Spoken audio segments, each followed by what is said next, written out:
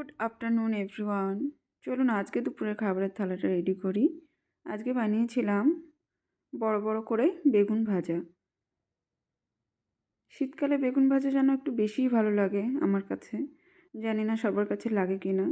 বেগুন ভাজা ডাল হোক বা এমনি, দুটোই আমার ভীষণ ভালো লাগে। আর আজকে বানিয়েছিলাম মটরশুঁটি দিয়ে, টমেটো, আলু সব কিছু দিয়ে বাঁধাকপির ঘন্ট। জিরে ফোড়ন, শুকনো লঙ্কা, তেজপাতা ফোড়ন দিয়ে নিরামিষভাবেই বানিয়েছিলাম বাঁধাকপি। এটাও যথারীতি খুব ভালো হয়েছিল খেতে। আর আজকে বানিয়েছি খুব অল্প করে একটু কচুর তরকারি, কারণ এই কচু, আলু এ সমস্ত তরকারি আমার মেয়ে একদম খেতে পছন্দ করে না। শুধুমাত্র আমার জন্যই অল্প একটু করে বানিয়েছিলাম। কচুর তরকারিটা আমার ভীষণ পছন্দের। মানকচু বলুন, গাঁঠি কচু বলুন, যে কোনো কচুর তরকারি আমার কিন্তু বেশ ভালো লাগে খেতে। আজকে কচুর তরকারিটা বানিয়েছিলাম আমি কাতলা মাছ দিয়ে। তো এটাই ছিল আজকে দুপুরের ভীষণ সিম্পল খাবারের মেনু। আমার আজকে থালা সাজানোর ভিডিও আপনাদের কেমন লাগলো কমেন্টে জানাবেন।